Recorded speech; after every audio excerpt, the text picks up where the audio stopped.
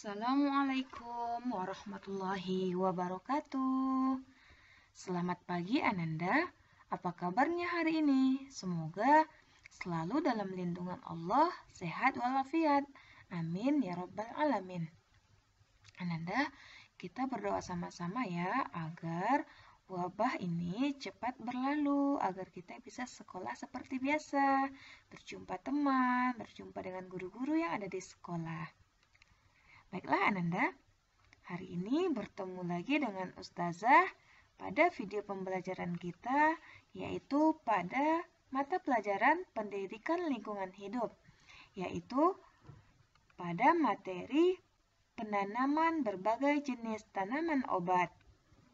Oke Ananda, sebelum kita memulai pembelajaran kita pada hari ini, kita jangan lupa berdoa. Marilah kita berdoa terlebih dahulu.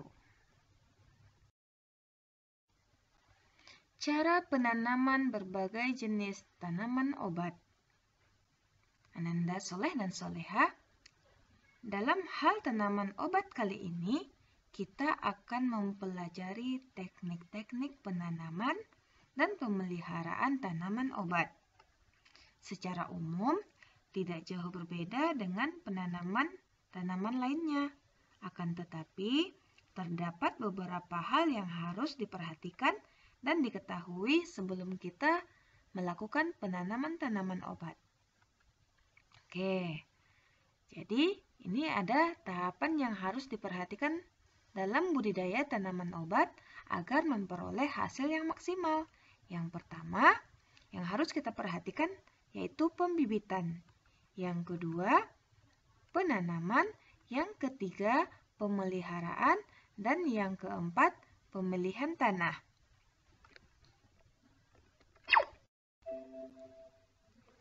Hal pertama yang harus kita lakukan dalam penanaman tumbuhan obat adalah pembibitan. Perkembangbiakan bibit dapat dilakukan dengan dua cara. Yang pertama dengan cara generatif, yaitu yang dilakukan oleh tumbuhan itu sendiri, dan dengan cara yang alami.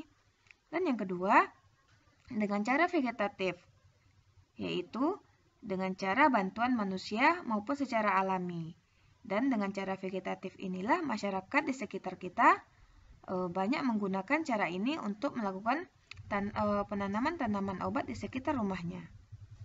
Hal yang kedua yang harus kita perhatikan adalah pemilihan tanah. Jadi, setiap jenis tanaman obat membutuhkan kondisi tanah tertentu agar dapat tumbuh dan berkembang secara optimal. Hal ini disebabkan karena kondisi tanah yang subur penting untuk pertumbuhan tanaman obat, khususnya untuk pertumbuhan rimpang pada tanaman obat.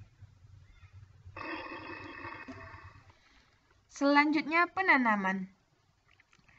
Jarak lubang tanaman harus disesuaikan dengan kondisi tanah dan jenis tanaman. Jadi, tidak semua jenis tanaman obat mempunyai kedalaman yang sama saat menanam. Dan sebaiknya tanah galian tanaman ditambahkan pupuk kompos terlebih dahulu, yaitu sebelum tanaman dimasukkan ke dalam tanah, yaitu agar permukaan tanah tanaman lebih subur. Yang selanjutnya yaitu pemeliharaan. Dalam hal ini ada beberapa hal yang harus kita perhatikan dalam pemeliharaan tanaman obat. Yang pertama yaitu penyiraman. Penyiraman disesuaikan dengan kondisi kelembaban tanah. Sebaiknya dilakukan setiap hari di waktu pagi atau sore hari. Yang kedua, penyulaman. Penyulaman ini yaitu penanaman kembali tanaman yang rusak atau mati. Yang ketiga, pemupukan. Pemupukan sebaiknya pupuk yang digunakan adalah pupuk organik, karena pupuk anorganik dikhawatirkan dapat memberikan pengaruh kurang baik pada kandungan khasiat obat pada tanaman obat. Dan yang terakhir yaitu penyiangan. Penyiangan ini bermanfaat agar tidak ada kompetisi antara tanaman obat dengan rumput dalam mendapatkan hara dan cahaya matahari.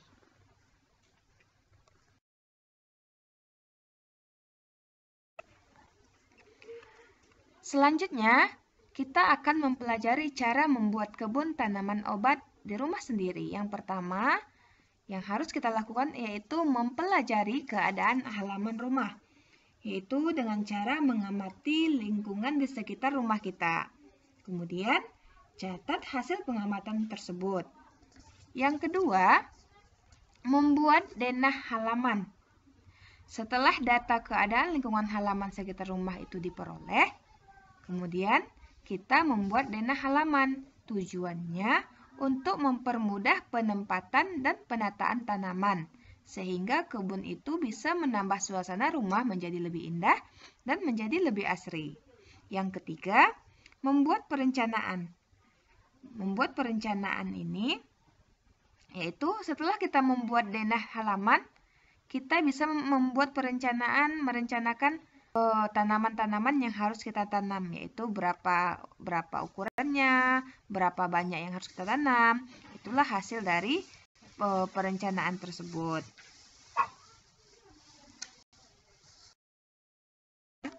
Untuk mensiasati keterbatasan lahan di sekitar rumah kita, maka kita juga bisa menanam tanaman obat, yaitu menggunakan pot.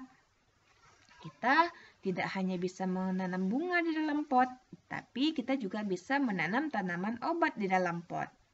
Walaupun tidak semua tanaman obat bisa menghasilkan pemandangan yang indah dan pemandangan yang asri di sekitar rumah kita.